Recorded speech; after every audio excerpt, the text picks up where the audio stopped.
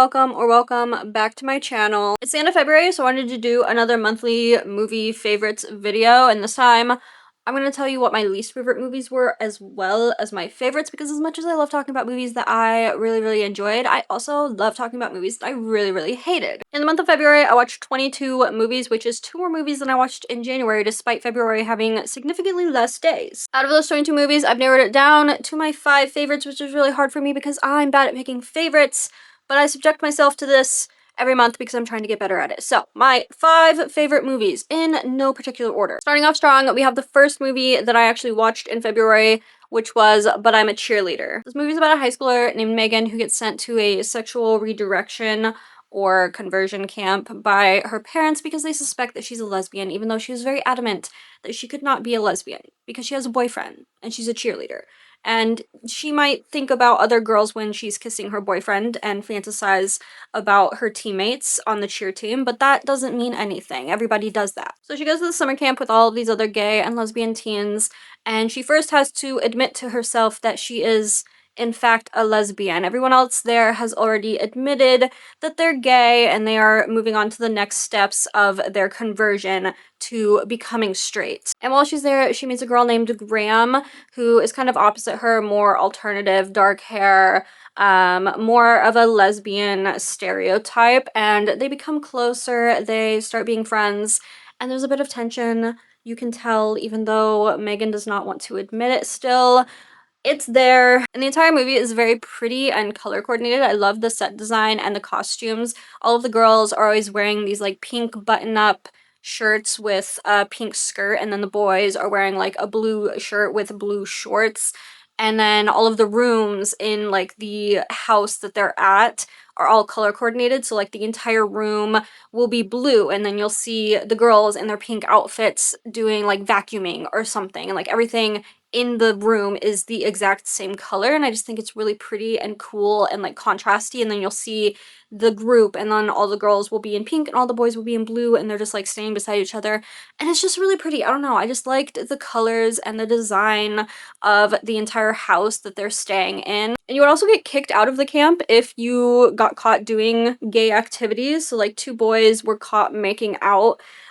So one of them had to like stay in a separate house for like a couple of weeks, and then he was able to come back into the main house on like probation. And then if you messed up again, you would just be fully kicked out of the program. And a lot of these kids didn't want to get kicked out because their parents were the ones that sent them there, and they relied on their parents financially for college, for housing and stuff, and they would be kicked out if they did not complete the program. So most of these kids wanted to stay at this camp and be converted back to being straight. And even though this is a comedy, like it is funny, and it's lighthearted at times, it still is like an emotional movie. Like the ending genuinely made me cry. Some of the scenes made me tear up a little bit. Like it's just a really good like queer romance movie, and I just love it so much. It was just so good. It's so pretty.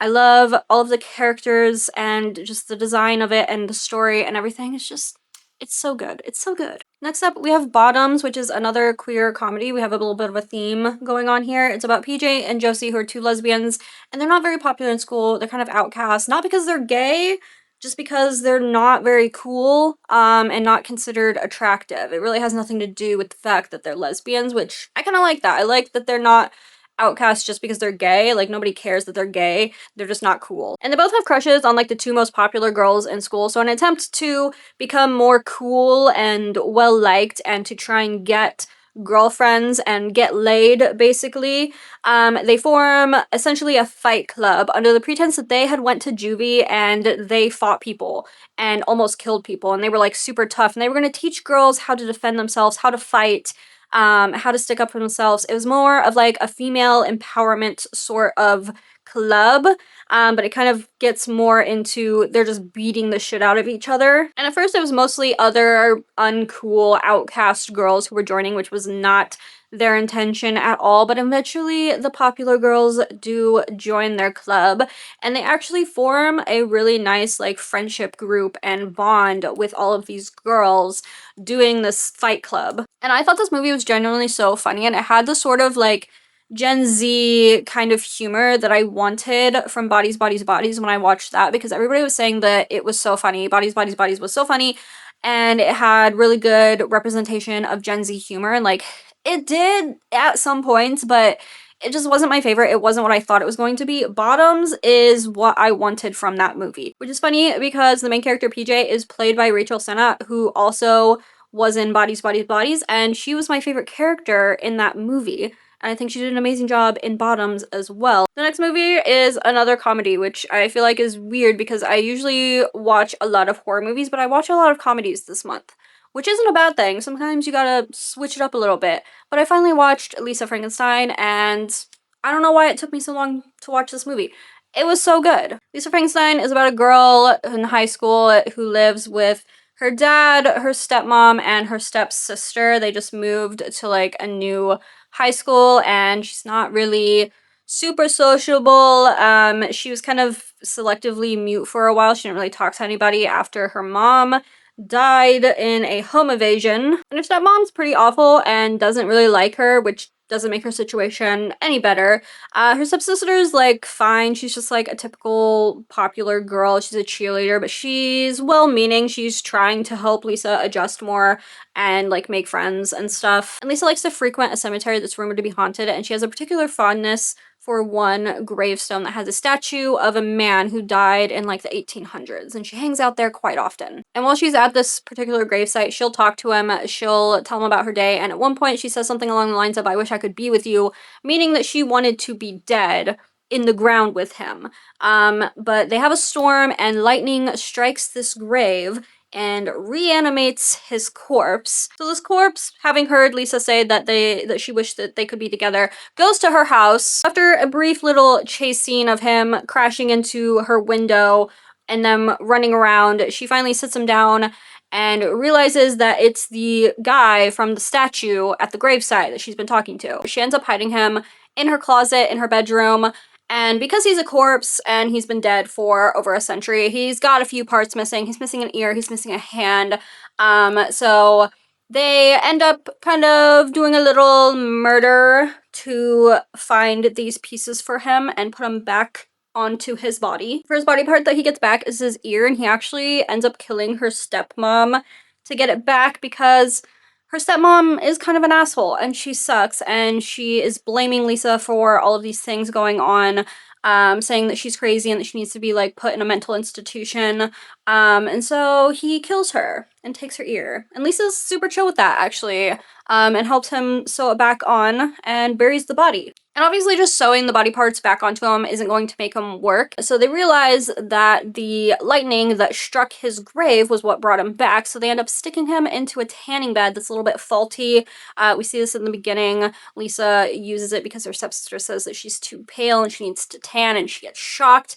So they stick him in the tanning bed, give him a little zappy zap, and the ear works. So they continue to do this. They get a hand from this guy who assaulted Lisa at a party at the beginning of the movie, and they just keep sewing on pieces and putting him into the tanning bed, giving a little zap, and each time he becomes a little bit less dead looking. He gets a little bit better at his like fine motor control. Before he was kind of stumbling around very zombie-esque. He gets better at walking, still can't talk, but he's doing better. He looks less dead. And this whole time they're still kind of just like friends. Lisa is still interested in this boy at her school, so she's still like trying to pursue that more, but Cole Sprouse's character, the zombie, is really into her. He's very jealous and protective, which I love.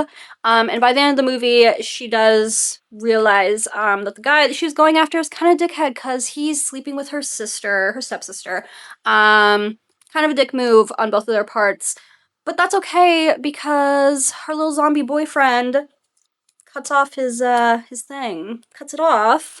And then they sew it onto him so that they can do the thing. So they can get frisky with it, which I think is really romantic. I think it's really romantic that you would go to that length to be with somebody that you love. I think it's really sweet and romantic, and that's why I really like this movie, because I thought it was really cute. I just thought it was super fun, and I love that the Cole Sprouse's character like did not talk pretty much the entire movie until the very, very end, and it was just like them communicating in their own way and her like slowly falling in love with him, and it was just super romantic and I just really liked it. I love the costumes and stuff. I just thought it was really fun. It was really funny, interesting, good movie. Next movie is a little bit of a change of pace. We have Nosferatu. This movie is beautiful, gorgeous, stunning. It's about Ellen who, when she's a young girl, she prays for a friend, a companion to ease her loneliness, and she unknowingly summons being Nosferatu. And they form kind of a little psychic sort of link between them. Ellen ends up marrying a man named Thomas, and everything seems pretty chill. We're vibing. And then Thomas has to leave to go to Transylvania to sell a house to a man named Count Orlok. While he's in Transylvania, Ellen stays with some friends of theirs. The entire time that Thomas is gone, Ellen is suffering from seizures and sleepwalking and nightmares and terrors and pretty much being possessed. Not a fun time. They bring in a doctor, they bring in a specialist who confirms that, yeah, she's kind of possessed by Nosferatu. And Orlok is basically manipulating Ellen, trying to get her to submit to him, telling her that these bad things will happen to her friends and Thomas, her family, if she does not submit to him within 3 days. And it seems that the only way that they can destroy Nosferatu is a woman's willing sacrifice to him. Ellen does that and sacrifices herself to Nosferatu to save the entire town, essentially. And because Ellen is traumatized and she was abused and manipulated and taken advantage of by Nosferatu, by Count Orlok when she was a child,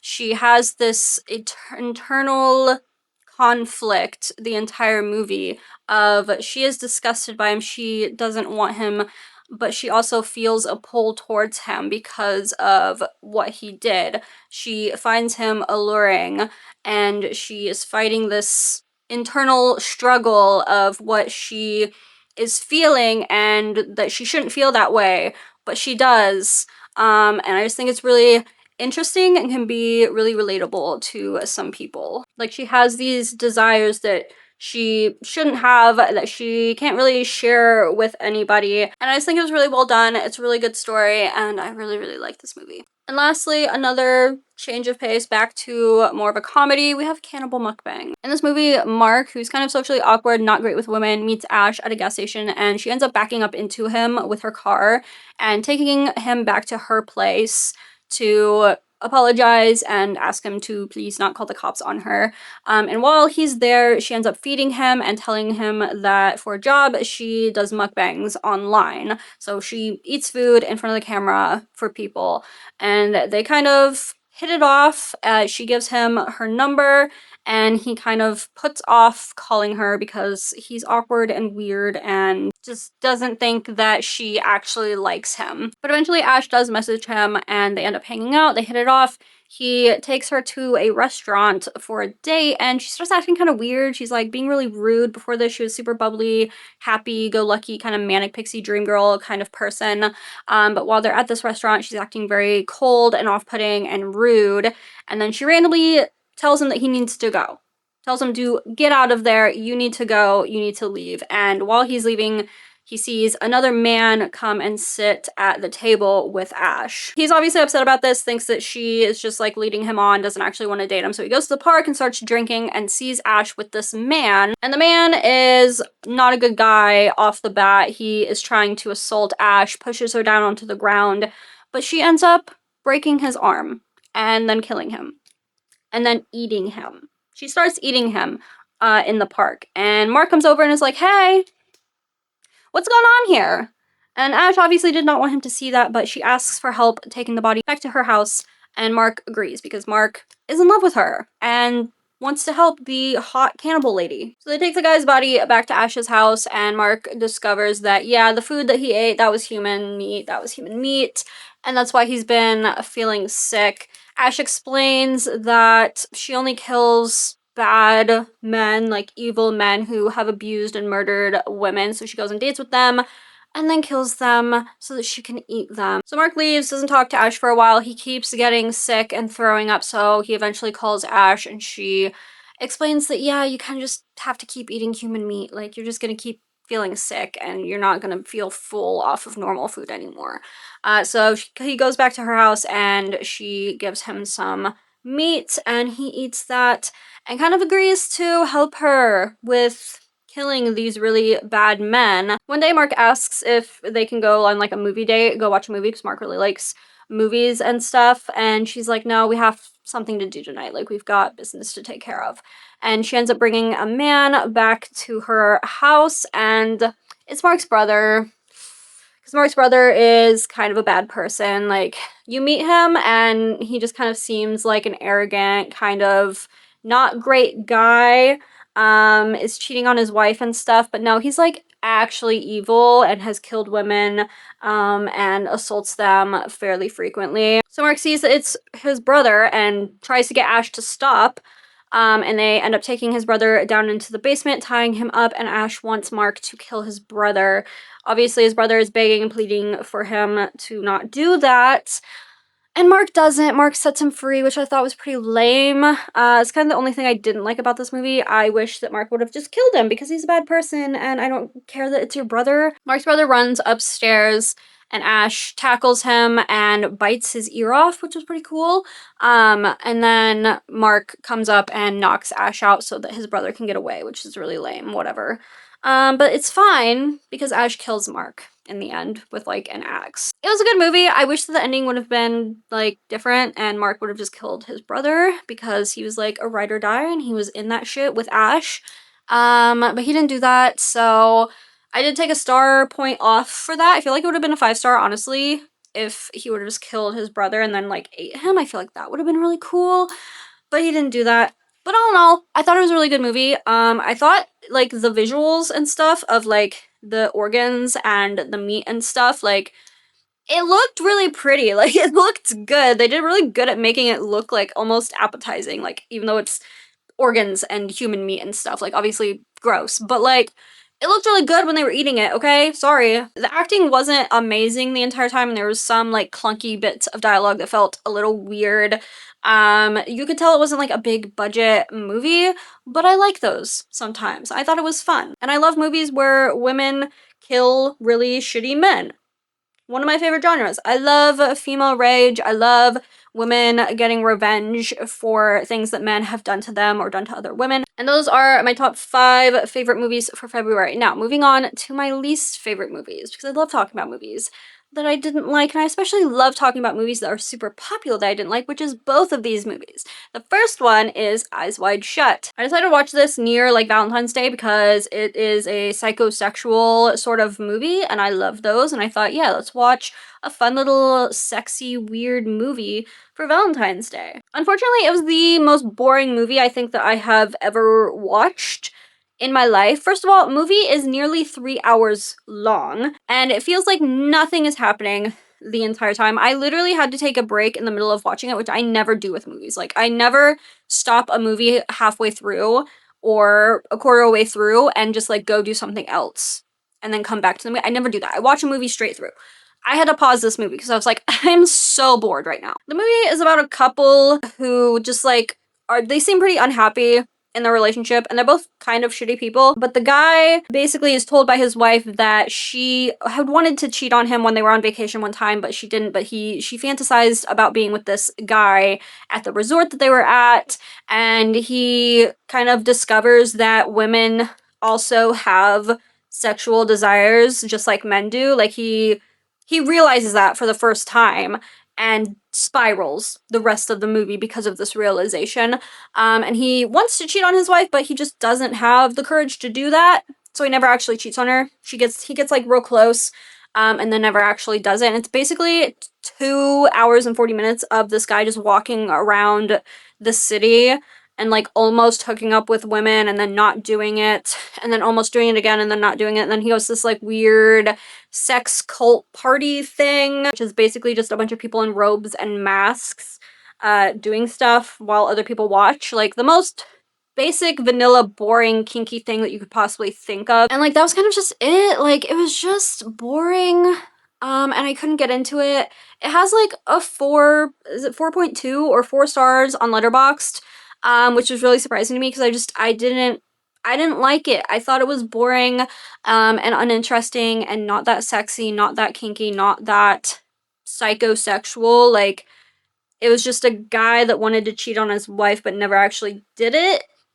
And I didn't like it. I thought it was boring. And the second movie that I really didn't like that I watched in February that is also really highly rated is One Battle After Another. It has 4.2 stars on Letterboxd. I don't know why, because it's just not that great of a movie. The premise that I read, I thought it was going to be good because it said it's like a revolutionary movie. Leonardo DiCaprio's character, his name's Bob, and a guy comes back from his past and is like chasing him and his daughter. The revolution is like non-existent actually, except for the first like 5 minutes of the movie. It's secondary to Leonardo DiCaprio just being high the entire time and being kind of funny. I don't know why it's a comedy. It doesn't seem like it should be a comedy. Like, I didn't think it was going to be a comedy, but it was, and it wasn't even that funny. The way that they portray the women of color in this movie as well, didn't like that. They're all very over-sexualized, hypersexual.